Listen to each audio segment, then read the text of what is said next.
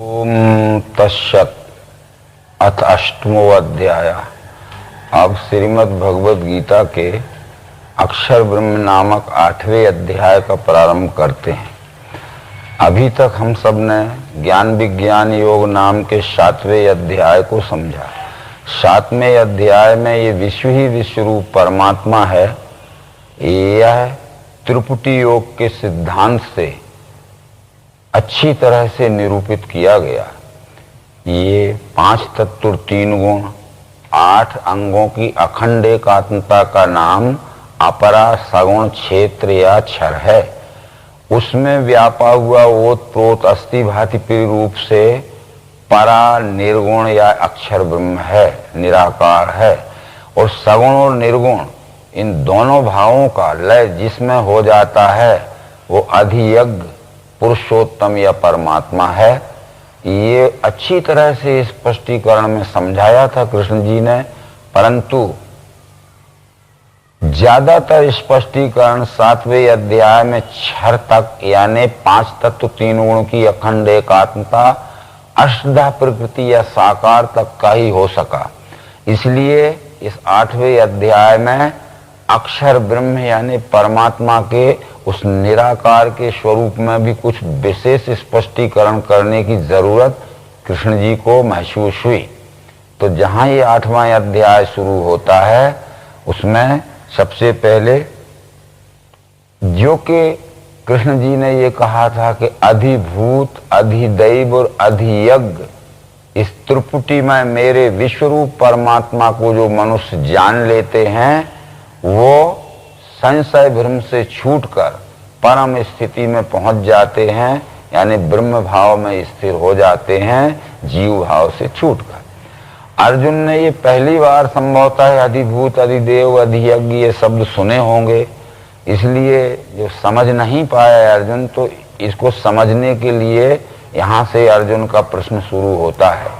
अर्जुन पूछता है, अर्जुन बोला, वो ब्रह्म क्या क्या अध्यात्म कर्म क्या पुरुषोत्तम, अधिभूत कहा वो क्या अधिदैव किसे कहें, अधियज्ञ क्या है कैसे देह में मधुसूदन, प्रयाण काल में कैसे योगी आत्मजयी लखें। ये अधिभूत क्या है, अधिदैव क्या है, अधियज्ञ क्या है, इस तरह से वो ब्रह्म क्या है, अध्यात्म क्या है और कर्म क्या है, ये मेरी समझ में ठीक से नहीं आया है, इसको मुझे समझा दीजिए। भगवान श्री कृष्ण जी ने जो कुछ इसमें स्पष्टीकरण करके समझाया उन विचारों को हमें अच्छी तरह से समझ के अपने अंतःकरण में स्थिर रूप से मानना चाहिए। तो इस तरह से श्री कृष्ण कहते हैं, अक्षरम ब्रह्म परमं स्वभावो अध्यात्म मुच्यते भूत भावोद्भव करो विसर्गा कर्म संगीता, अधिभूतम क्षरो भावा पुरुषश्चादि दैवतम अधियज्ञो अहमेवात्र देहे देवृतांबर। इन 2 श्लोकों में श्री कृष्ण जी ने उस अधिभूत अधिदेव अधियज्ञ या ब्रह्म अध्यात्म या कर्म इस त्रिपुटी का स्पष्टीकरण कर दिया। तो अधिभूतम क्षरो भावा, जितना ये परिवर्तनशील आदि अंत मध्य है 5 तत्व 3 गुण का सगुण स्वरूप दिखता है, इस सगुण को ही क्षर कहा है, क्योंकि 15वें अध्याय में कहा है क्षरा सर्वाणि भूतानि। तो अधिभूतम क्षरो भावा पुरुषश्चादि दैवतम, जिस अधिष्ठान पर ये संपूर्ण 5 तत्व 3 गुणों का परिवर्तन अखंड चलता रहता है वो अधिष्ठान इसका अस्थि भांति रूप से अधिदैव यानी अक्षर है। और ये अधिभूत अधिदैव ये क्षर अक्षर सगुण निर्गुण दोनों भावनात्मक कल्पनाएं जहां अखंड एक अस्तित्व में लय हो जाती हैं वो अधियज्ञ नाम परमात्मा है। और वो पिंड से लेकर ब्रह्मांड तक अधियज्ञम अहमे वात्र देहे देह वृतांबर, देह में पुरुष श्रेष्ठ में अधियज्ञ नाम से, चाहे इस पिंड देह में समझ लीजिए और चाहे इस विराट देह में समझ लीजिए। आशा ये कहना पड़ेगा कि अधियज्ञ इस पिंड से लेकर ब्रह्मांड तक जिसे अधियज्ञ कहा है वो मैं ही हूं। इस तरह ये त्रिपुटी में फिर स्पष्टीकरण समझा दिया। ये बातें बहुत से पुराणों में भी आई हैं, उपनिषदों में भी आई हैं, और आगे भगवान श्री कृष्ण जी शुरू करते हैं। इसी रीति ध्यान में ला के मुझको अंत काल में, जो देह त्याग के जावे उसे श्रेष्ठ गति मिले। अब यहाँ जो ध्यान का शब्द आया, कुछ लोग ध्यान योग करते हैं तो वो कहते हैं कि ये क्षर दिखने वाला संपूर्ण परिवर्तनशील साकार है जो इंद्रिय मनस गोचर है। अक्षर इसमें व्यापा हुआ है, ओत प्रोत अस्थि भांति प्रिरूप निराकार है जो सूक्ष्म बुद्धि से हमें लखने में आता है। और क्षर अक्षर दोनों का लय जिसमें होता है वह पिंड से लेकर संपूर्ण ब्रह्मांड तक अधियज्ञ है, विश्वरूप ही परमात्मा पुरुषोत्तम है। इस तरह समझ के जो अपने अंतःकरण में अच्छी तरह स्मरण रखता है, अपने अंतःकरण में ध्यान में पक्का रखता है, और फिर वो ये जीवित स्वरूप में रहे अथवा इस शरीर को त्याग के अपना कर्म फल भोगने के लिए अन्य शरीर में जन्म धारण करने के लिए जावे, वो इस रीति ध्यान में लाके मुझको अंत काल में जो देह त्याग के जावे उसे श्रेष्ठ गति मिले। अब प्रयाण का शब्द जो यहाँ था, प्रयाण कहते हैं गमन को। ये सब जगह एक ही अर्थ नहीं होता प्रयाण का। जैसे हम एक स्थान से दूसरे स्थान जाते हैं तो ये स्थान का प्रयाण है। एक उम्र से, जवान उम्र से वृद्ध अवस्था की ओर जाते हैं तो ये आयुष्य का प्रयाण है। पर अज्ञान से हम ज्ञान में जाते हैं तो ये ज्ञान का प्रयाण है, और ज्ञान से जब विज्ञान में जाते हैं तो ये विज्ञान का प्रयाण है। तो ये जीव जब ब्रह्म रूप को दिव्य चक्षु योग के त्रिपुटी योग की पद्धति से जानकर देखकर उसमें तद्रूपता प्राप्त कर लेता है तो ये जीव का ब्रह्म में रूप में मिल जाने का प्रयाण है। इसलिए प्रयाण नाम केवल शब्दकोश में गमन का है, और गमन यह शब्द जिस प्रसंग में उपयोग किया जाएगा उसका वैसा ही अर्थ लिया जाएगा। फिर जिस जिस भाव को ला के अंत में देह जो तजे, उस भाव से युक्त लेवे कौन ते जन्म वो। जिस जिस भाव को ला के अंत में देह जो तजे, भाव तो तीन ही हैं, क्षर भाव, अक्षर भाव और पुरुषोत्तम भाव। यदि हमारा इस जन्म में क्षर भाव तक का अभ्यास हुआ है, यानी 5 तत्व 3 गुणों के पूर्ण साक्षित्व भाव का अनुभव स्थिर हो गया है, तो क्षर भाव के साक्षी अवस्था में हम पहुंच गए हैं, और देह त्यागेंगे तो हमारा अगला जन्म क्षर का अनुभव प्राप्त करने के लिए ज्यादा प्रयत्न नहीं करना पड़ेगा। वो अक्षर के अनुभव की प्राप्ति के लिए हम प्रयत्न करेंगे। और इस वर्तमान जन्म में अगर हमें क्षर अक्षर का अनुभव हो गया है परंतु द्वैत निरसन नहीं हुआ है, और अगला जन्म हम लेंगे तो अक्षर से आगे जहाँ क्षर अक्षर का विलय है उस पुरुषोत्तम भाव की खोज के लिए हमारा अभ्यास चालू रहेगा। तो इससे कहने का आशा है कि जिस जिस भाव को लाके अंत में देह जो तजे, उस भाव से युक्त लेवे कौन ते जन्म वो। अगला जन्म उसका उसी भाव प्रधान होता है, फिर वो उससे आगे के भाव में पूर्णता की ओर बढ़ता है।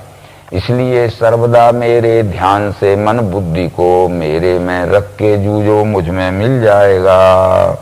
इसलिए सर्वदा मेरे ध्यान से, न क्षर में न अक्षर में, न केवल सगुण में न निर्गुण में, यानी इस सगुण निर्गुण के द्वैतवाद में नहीं, जहाँ सगुण निर्गुण दोनों का लय हो गया है, उस मेरे में जो ध्यान रख के दे त्यागता है, पुरुषोत्तम भाव में जिसका ध्यान स्थिर हो जाता है और देह त्यागता है, तो उसे श्रेष्ठ गति मिले। उस गतियां 3 प्रकार की यहाँ भी हैं, उत्तम, मध्यम और श्रेष्ठ। यानी उत्तम ये पुरुषोत्तम गति है, मध्यम ये अक्षर गति है, और कनिष्ठ ये क्षर गति है। तो यहाँ श्रेष्ठ गति मिले, इस तरह वो कहते हैं। अनन्य मन से पार्थ अभ्यास योगी युक्ति से जो मेरा ध्यान करता है पाता है पद दिव्य वो। अभ्यास योग युक्तेन चेतसा नान्गामिना। अभ्यास योग युक्तेन जो कहा है, दिव्य चक्षु योग की युक्ति से जो अभ्यास करता है क्षर अक्षर के द्वैत का विलय करते हुए पुरुषोत्तम भाव में स्थित होने का, तो वो दिव्य पद को प्राप्त होता है, यानी पुरुषोत्तम पद को प्राप्त कर लेता है। ये 9वें श्लोक में पुरुषोत्तम पद की पहचान कराई गई है। अनादि सर्वज्ञ अचिंत्य रूपी, निर्माण करता सबका नियंता, प्रकाश वर्णी तम से परे वो, अत्यंत जीना यह ध्यान करके। वो अनादि है, पुरुषोत्तम अनादि है, तो क्षर अक्षर ये आदि है। अनादि पर ही अनेक प्रकार की कल्पनाएं हो सकती हैं, यदि वस्तु नहीं है तो कल्पना भी नहीं हो सकती। इसलिए पुरुषोत्तम पर क्षर अक्षर की ये कल्पना पश्चात में हुई, परंतु ये क्षर अक्षर पुरुषोत्तम ये तीनों कल्पनाएं वस्तु में हुई। तब अंतिम विचार से हम देखेंगे तो वस्तु अनादि है, वस्तु की पहचान के लिए उसका नाम पुरुषोत्तम दिया गया है, उसका निराकार भाव अक्षर है, उसका साकार भाव क्षर है, क्षर अक्षर पुरुषोत्तम। इन त्रिपुटी का लय अनादि वस्तु में होता है, इसलिए अनादि है वो वस्तु, उसका नाम पुरुषोत्तम है, उसका निराकार भाव अक्षर है, उसका साकार भाव क्षर है। वस्तु की पहचान क्षर अक्षर पुरुषोत्तम इस त्रिपुटी योग के सिद्धांत से होती है। सर्वज्ञ है वो, यानी सर्व का साक्षी, सर्व का धारण करने वाला, सर्व रूप में रहने वाला, यानी सर्वज्ञ सबका जानने वाला है। अचिंत्य रूपी है, यानी उसका चिंतन मन बुद्धि से नहीं हो सकता है, प्रत्यक्ष प्रयोग में देखकर ही उसका निश्चित चिंतन हो सकता है। ये चिंतन चित्त का विषय है।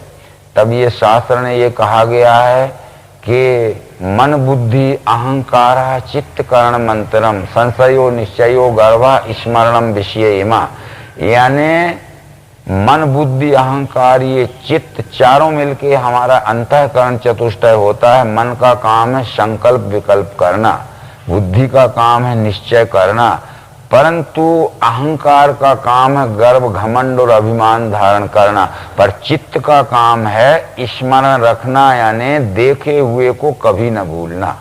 इसलिए स्मृति स्मरण आदि शब्द जो आए हैं योग शास्त्र में, वो कहते अनुभूत विषय असंप्रमोषा स्मृति, देखे हुए विषय को कभी न भूलना, इसका नाम स्मृति है। और ये स्मृति नाम से स्मरण जो रहता है वह चित्त में ही रहता है, चित्त का विषय स्मरण करना। जहां सुमरति अनन्य भाव से मेरा, अनन्य भाव से पाठ अभ्यास योग युक्ति से जो मेरा ध्यान करता है, ये उसका आशय हुआ। अब ये प्रयाण में जो मन से सुस्थायी सद्भक्ति से योग अभ्यास द्वारा भ्रुवों के दो बीच में प्राण थामे, वही मिले पुरुष सनातनी में। प्रयाण में अज्ञान से ज्ञान और ज्ञान से विज्ञान और विज्ञान से आस्तिक अवस्था की ओर मनन अभ्यास के द्वारा जब गमन करता है, तो उस गमन काल में भ्रुवों के दो बीच में प्राण थामे। यहाँ दोनों नेत्रों के बीच के स्थान को शरीर में भ्रुव कहा गया है, परंतु यदि अध्यात्म सिद्धांत की दृष्टि से देखें तो दोनों नेत्रों के बीच में अगर हमने अपनी दृष्टि को स्थिर किया तो उससे हमें अनुभव लाभ कुछ नहीं हो सकता है, कोई भी करके देख ले। पर दोनों भावों के बीच में क्षर और अक्षर ये दो भाव हैं, दोनों भावों के बीच में दोनों को जोड़ने वाला, दोनों को फोड़ने वाला ये पुरुषोत्तम भाव है। इसलिए कहा गया है कि सगुण अगुण बीच नाम सुसाखी, उभय प्रबोधक चतुर्दुभाकी, उभय अगम युग सुगम नाम ते, कहूँ नाम बड़ ब्रह्म राम से। सगुण अगुण दुई ब्रह्म स्वरूपा, अकथ अनादि अगाधे अनूपा, मेरे मत बड़ नाम धूते। तो ये सगुण निर्गुण दोनों भावों के बीच में, हा नाही के बीच में साई रहे समाये। हा यानी अक्षर, नाही यानी क्षर के बीच में साई यानी पुरुषोत्तम बैठा हुआ है। उभय प्रबोधक, जो दोनों का प्रबोध कर रहा है और दोनों को अपने में जोड़ के रखे हुए है। तो यह आशय भ्रुवों के दो बीच में प्राण थामे, वही मिले पुरुष। अब ये 11वें श्लोक में अक्षर का ही निरूपण है 9वें 10वें श्लोक में पुरुषोत्तम का हो गया। जिसे कहें अक्षर वेद वेदता जहां मिले है यति वीतरागी, पालें जिसके हेतु से ब्रह्मचर्य, संक्षेप में वो पद हूं लखाता। यानी जिसको वेद नामक श्रुति नामक पुस्तक पढ़ने वाले शब्द ज्ञान के आधार पर जिसको निर्गुण निराकार या अक्षर ब्रह्म कहते हैं, और ये शब्द ज्ञानी जिस निराकार निर्गुण अक्षर ब्रह्म में मिलना चाहते हैं, जिनके राग वेद बीत गए हैं, पालें जिसके हेतु से ब्रह्मचर्य, संक्षेप में वो पद हूं लखा था। वो पद क्या है? रोक के शब्द द्वारों को हिये में मन खींच के, भौं के मध्य में प्राण बैठा के योग जो करे। अब रोक के शब्द द्वारों को यहाँ जो भाषांतर में कहा गया, इसका ये मतलब नहीं है कि हम आंख बंद कर लें और काम बंद कर लें। मूल मंत्र कहता है सर्व द्वाराणि संयम्य, यानी हमारी 5 ज्ञानेंद्रिया, हमारा मन, बुद्धि और चित्त और एवं स्वयं जीव आत्मा को सर्व द्वाराणि संयम, इनको संयम में रखो, अनुशासित रखो, असंयमित मत रहने दो, बहिर्गामी विकेंद्रित मत रहने दो। और उन दोनों भावों के बीच में, क्षरक्षर के बीच में, क्षरक्षर दोनों को अपने में लय करने वाला पुरुषोत्तम भाव है। ऐसा दिव्य चक्षु योग के द्वारा जो निश्चय करते हैं तो उनको क्या अनुभव होता है? एक अक्षर ओम ब्रह्म कह के मेरे ध्यान से जो देह छोड़ के जावे उसे श्रेष्ठ गति मिले। एक ही अक्षर ओम ब्रह्म। अब यहाँ कहीं कहीं ओम को सगुण कहा है, कहीं कहीं ओम को निर्गुण कहा है, और कहीं कहीं ओम को पुरुषोत्तम कहा है। तो सभी जगह इस ओम का एक ही अर्थ नहीं लेना चाहिए। यदि एक प्रसंग में कहीं क्षर कहा है, जैसे ओम तत्सत यह त्रिपुटी है, तो यहाँ ओम क्षर है, तत् अक्षर है, सत पुरुषोत्तम है। परंतु ये कहीं कहीं कर्मारंभ जताने को संज्ञार्थ ओम कहें श्रुति, वहां ओम का अर्थ अक्षर होता है। परंतु वेद ये कहते हैं ओम इति ब्रह्म, ओम इति इदम सर्वम, विचिंतेत ओंकार मात्र सचराचरम जगत, है ना। विचिंतेत ओंकार मात्र सचराचरम जगत, जितना चर और अचर जगत है यह सब विश्वरूप परमात्मा ही है। तो इसलिए यहाँ ओम नाम से उस पुरुषोत्तम का ध्यान करके कि ओम नाम इस विश्वरूप परमात्मा का है, क्योंकि पुराण में इस बात को कहा गया है कि ओम इत्येकाक्षरम ब्रह्म विश्वरूप विलक्षणम साकारम च निराकारम अद्वितीय परात्परम। ओम यह विश्वरूप का नाम है जो साकार निराकार को अपने में लय धारण करने वाला परात्पर है, यानी अपरा और परा से भी परे पुरुषोत्तम है। तो यहाँ पुरुषोत्तम ये अनन्य भाव से मेरा अखंड ध्यान जो करे उस नित्य युक्त योगी को पार्थ में स्वल्प हूँ सदा। इस तरह से अन्य भाव से नहीं, अन्य भाव क्षर भी नहीं अक्षर भी नहीं, क्षर अक्षर दोनों का लय जहां अनन्य यानी पुरुषोत्तम में हो गया है, उस पुरुषोत्तम का जो ध्यान करता है तो उसे श्रेष्ठ गति मिले। विश्व के सभी लोग चक्र में जन्म मृत्यु के मेरी प्राप्ति हुए पीछे कौनते जन्मता नहीं। ये जब तक इस तरह विश्वरूप परमात्मा को दिव्य चक्षु योग की पद्धति से, विज्ञान योग की पद्धति से, जैसा कि 7वें अध्याय में कह चुके कृष्ण जी, नहीं जानता है, तब तक उसका जन्म मृत्यु का चक्कर बंद नहीं होता है। क्योंकि वेद मंत्रों में ये कहा गया है तमेव विदित्वाति मृत्यु मेति नान्या पंथा विद्यते अयनाय।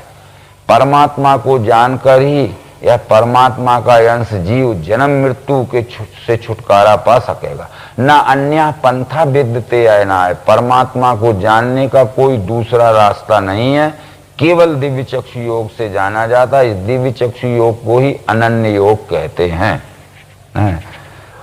अब 1000 युग होते हैं ब्रह्मा के दिन एक में, वैसे ही रात है जाने जनैया दिन रात के। प्रातः समय में सारी सृष्टि अव्यक्त से बने, फिर यह रात्रि आते ही उसी अव्यक्त में मिले। वैसे ही भूत ये सारे बारंबार परवशी, दिन में पार्थ होते हैं रात्रि को लय में मिले। लय में सब भूतों के जिसका नाश है नहीं, वह अव्यक्त से न्यारा स्थायी सद्भाव और है।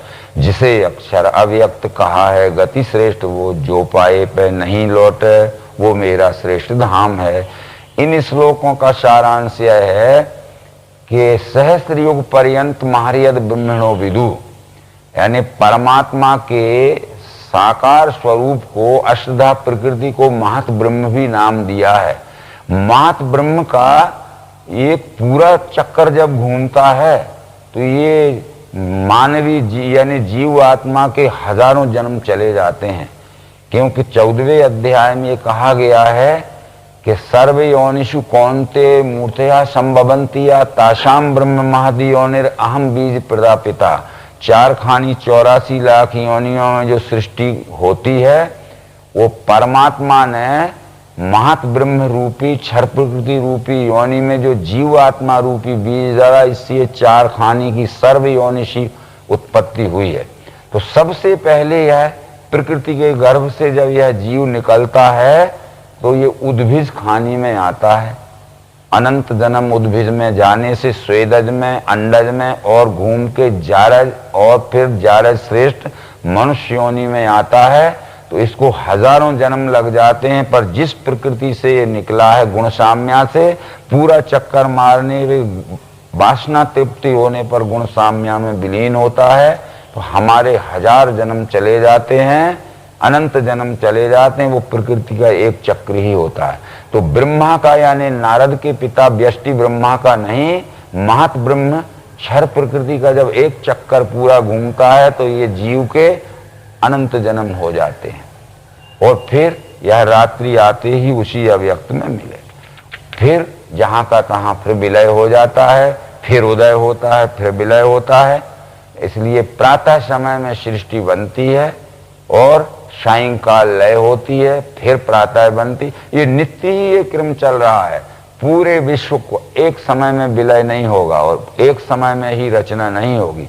हमने ये मान लिया है कि एक दिन ऐसा आएगा कि संपूर्ण विश्व की चराचर सृष्टि पूर्ण रूप से विलय हो जाएगी, और फिर ऐसा समय आएगा कि विश्व की ये चराचर सृष्टि की रचना फिर नए सिरे से पूर्ण। रोज ही विलय हो रही है और रोज ही प्रभाव हो रही है, क्योंकि अहम सर्वस्व प्रभव मत्ता सर्वम प्रवर्ते। संत तुलसीदास ने इसका सरल स्पष्टीकरण रामायण में किया है। पल्लवत फूलत फलत नित संसार बिटप नमामहे।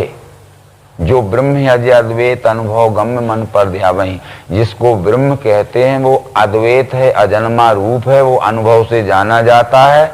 वो नित्य ही पल्लवित पुष्पान्वित और फलित हो रहा है, नित्य ही पत्ते फल फूल निकल रहे हैं, नित्य ही जड़ रहे हैं, नित्य ही निकल रहे हैं, नित्य ही जड़ रहे हैं। एक ही समय न अस्त होगा, ना एक ही समय उसका प्रभाव होगा। ऐसे ही ये सब बात बतलाने के बाद ये क्षर अक्षर दोनों अव्यक्त हैं। यदि हम किसी से पूछें कि ये दिख रहा है ये क्या है, तो लोग कहेंगे ये क्षर है, तो भगवान श्री मायरन जी कहते हैं ये क्षर नहीं है, क्षर का कार्य है जो 4 खानी 84 लाख योनि में दिख रहा है। ये कार्य का विलय जहां होता है वो गुण साम्य रूप प्रकृति ही अष्टधा प्रकृति क्षर है, और फिर क्षर भी अव्यक्त है, क्षर का कार्य व्यक्त है, फिर क्षर से और अव्यक्त अक्षर है। तो इसलिए यहाँ ये बतलाया गया है कि लय में सब भूतों के जिसका नाश है नहीं, वह अव्यक्त से न्यारा, यानी ये महत ब्रह्म नामक अव्यक्त प्रकृति से न्यारा स्थायी सद्भाव और है, जिसे अक्षर अव्यक्त कहा है गति श्रेष्ठ वो। अब यहाँ गति श्रेष्ठ शब्द जो आया है तो ये क्षरीय कनिष्ठ गति है, तो अक्षरीय श्रेष्ठ गति है, तो पुरुषोत्तम ये परम श्रेष्ठ गति है। इस तरह मान के यहाँ चलना है। जिसने व्याप्त किया विश्व, भूतों का लय है जहाँ, अनन्य भक्ति से ही वो परम पुरुष है मिले। जिस परमात्मा ने स्त्रिपुटी योग यहाँ फिर आता है, जिसने व्याप्त किया विश्व, व्याप्त किया जिसने यानी परमात्मा ने, व्याप्त किया यानी अक्षर दृष्टि से, विश्व यानी क्षर दृश्य को, और संपूर्ण सृष्टि जहां से उद्भव होती है, जहां लय होती है, अनन्य भक्ति से ही वो परम पुरुष है मिले। यानी ये परम पुरुष नाम यहाँ उस पुरुषोत्तम या परमात्मा का ही सूचक है। प्रकृति, पुरुष और परम पुरुष, अनन्य भक्ति से ही वो परम, जिसमें मृत्यु आने से योगी का जन्म है नहीं, होता है जन्म वो काल, कहता हूं उसको सुनो। जिस प्रकार का अनुभव हो जाने पर, जिस परमात्मा विश्व रूप का अनुभव हो जाने पर ये जीव आत्मा जन्म मृत्यु के चक्र से छूटता है, और जिस समय मृत्यु आने पर जन्म मृत्यु का फेरा बना रहता है, वो दोनों ही समय की पहचान मैं तुम्हें अर्जुन कराता हूं। तो जिसका ज्ञान होने से जन्म मृत्यु के चक्कर से छूटता है वो है ज्ञान ज्योति दिन शुक्ल उत्तरायण मास 6। इसमें इस काल में देह छोड़े जो ज्ञानी ब्रह्म में मिले।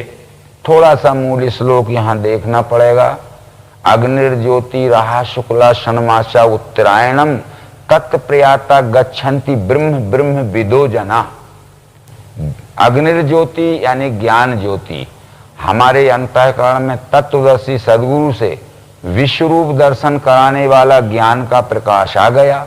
ज्ञान का प्रकाश तो आता है, पर मनन और अभ्यास काल में वो ज्ञान पक्का स्थिर होने के लिए दिन पे दिन बढ़ता है। जैसे शुक्ल पक्ष का चंद्रमा प्रतिपदा से लेकर चतुर्दशी तक पूर्णता प्राप्त होने के लिए उत्तरोत्तर बढ़ता है, ऐसा प्राप्त हुआ ज्ञान स्थिरता और अचल स्थिरता में पहुंचने के लिए उत्तरोत्तर बढ़ता है, जब तक वो पूर्ण ना हो जाए। तो तत्प्रियाता गच्छन्ति ब्रह्म, वो गच्छन्ति ब्रह्म तो तब हो सकता है जब ब्रह्म विदो जना, जब ब्रह्म को जान लेता है तो ब्रह्म में पहुंच जाता है। यदि ब्रह्म को नहीं जाना तो ये सूरज का उत्तरायण दक्षिणायन किसी काम का नहीं हो सकता है। तब ये गीता की शिक्षा से यदि हमने सूरज के पृथ्वी की परिभ्रमण गति का उत्तरायण दक्षिणायन मान लिया तो गीता की शिक्षा से इसका मेल नहीं बैठता। यदि कोई पुण्य आत्मा दक्षिणायन में देह त्याग दे तो क्या उसका पुण्य कर्म का फल निष्फल जाएगा? और कोई महान पापी राक्षस दुराचारी भ्रष्टाचारी अत्याचारी यदि दक्षिणायन के समय देह त्याग देवे तो क्या उसके पाप के फल से वो छूट जाएगा? कदापि नहीं। भगवत गीता ये कहती अवश्य ही कर्म का फल भोगना पड़ता है। तो इस तरह से ये सूरज का और पृथ्वी के परिभ्रमण गति का उत्तरायण दक्षिणायन नहीं है। उत्तरायण शब्द जो बना है उत्तर अयन, उत कहते हैं ज्ञान का हमारे अंतःकरण में प्रकाशित होना, और तर शब्द लगा हुआ है प्रकाशित हुए ज्ञान को और ऊपर की ओर यानी पूर्णता की ओर बढ़ना और अंतिम में पूर्णता में पहुंच जाना, ये उत्तरायण है, उत्तर अयन। तो इस तरह जब पूर्ण ब्रह्म को जान लेता है तो ब्रह्म को जान लेने पर ब्रह्म रूप में मिल जाए। तत्प्रयाता गच्छन्ति ब्रह्म, गच्छन्ति ब्रह्म तो जब होता है जब ब्रह्म विदो, जब ब्रह्म को जान ले। यदि ब्रह्म को नहीं जाना है तो ब्रह्म में पहुंच ही नहीं सकता है। परंतु अज्ञान रात्रि कृष्ण पक्ष दक्षिणायन मास है, इसमें योगी देह छोड़े चंद्रलोक मिले गए। ये उत्तरायण का विलोम शब्द यानी उत्तरायण का विपरीत शब्द दक्षिणायन है। उत्तरायण ये प्रकाश का मार्ग है और दक्षिणायन ये अंधकार का मार्ग है। उत्तरायण ये देवी मार्ग है, दक्षिणायन ये आसुरी मार्ग है। उत्तरायण ये प्रकाश का सरल मार्ग है, दक्षिणायन ये अज्ञान का कुटिल मार्ग है। तो सरल मार्ग से प्रकाश के मार्ग से जो जाएगा तो निर्विघ्नता पूर्वक अपने स्थान में पहुंच जाएगा, और जो अंधकार के कुटिल आड़े टेढ़े मार्ग से जाएगा वो स्थान पर नहीं पहुंचेगा और विघ्न बाधाएं उसको वहीं परिसमाप्ति कर सकती हैं। तो इस तरह से ये उत्तरायण दक्षिणायन के विषय में समझना है। परंतु इसके विचार आज जो हमारे शब्द ज्ञानी लोग कहते हैं वो गीता की शिक्षा से मेल नहीं रखते। तब भगवान श्री कृष्ण ये कहते हैं कि शुक्ल कृष्ण गति दो हैं स्थायी इस विश्व में, एक है मुक्ति की दाता देती है जन्म दूसरी। शुक्ल गति यानी देवी संपत्ति का मार्ग और कृष्ण गति यानी आसुरी संपत्ति का मार्ग। ये भगवत गीता के 7वें अध्याय में कृष्ण कह चुके हैं। वो कहते हैं मोहाशा मोघ कर्माणो मोघ ज्ञाना विचेषा राक्षसी मासुरी में चैव प्रकृति मोहिनी सता। उनकी आशा कर्म ज्ञान व्यर्थ शून्य विवेक वो स्वभाव मोह दाता वे राक्षसी आसुरी गहें।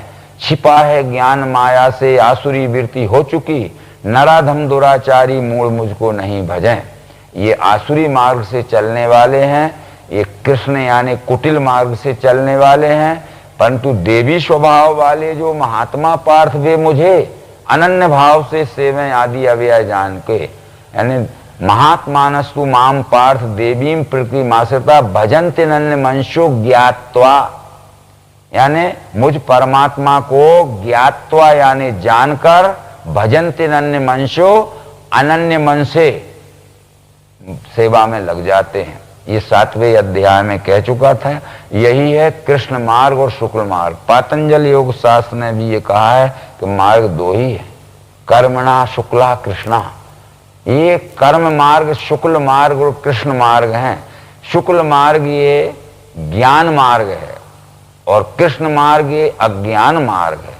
अज्ञान मार्ग से जाएंगे तो जरूर जन्म मृत्यु का चक्कर नहीं छूटेगा, और ज्ञान के प्रकाश मार्ग से जाएंगे तो अवश्य ही ये अपने परम स्वरूप की, परम योगी मिले आदि परम स्थिति में जो आगे कहने वाले हैं। एक है मुक्ति की दाता देती है जन्म, दूसरी ये मुक्ति की देने वाली ये देवी संपत्ति यानी दिव्य चक्षु के द्वारा विश्व ही परमात्मा है। इस मार्ग से परमात्मा स्वरूप में मिल जाना। तब वेदों ने इस बात को कहा था कि यदि हमें अचल स्थिति प्राप्त करना है अपने मूल स्वरूप में, तो तत्पश्यति, पहले उसको देखो, तत्याशीत, फिर उसमें स्थिर हो जाओ, तद्भवति, वही हो जाओगे। देखो, उसमें स्थिर हो, यानी देखे हुए और जाने हुए ज्ञान को अपने अंतःकरण में स्थिर करो, और स्थिर होते ही तुम वही हो, कोई दूसरे नहीं हो। बस सो हम हो जाएगा, यानी सह अहम, मैं वही हूं और वही मैं है। इस तरह से तो ये दोनों को जानने वाला योगी कोई नहीं फंसे, इसलिए सर्वदा पार्थ रहना योग युक्ति से। ये कृष्ण मार्ग यानी आसुरी संपत्ति का, दुराचार का, अज्ञान का कुटिल मार्ग है, और शुक्ल मार्ग ये देवी संपत्ति का, सदाचार का, ज्ञान प्रकाश का मार्ग है।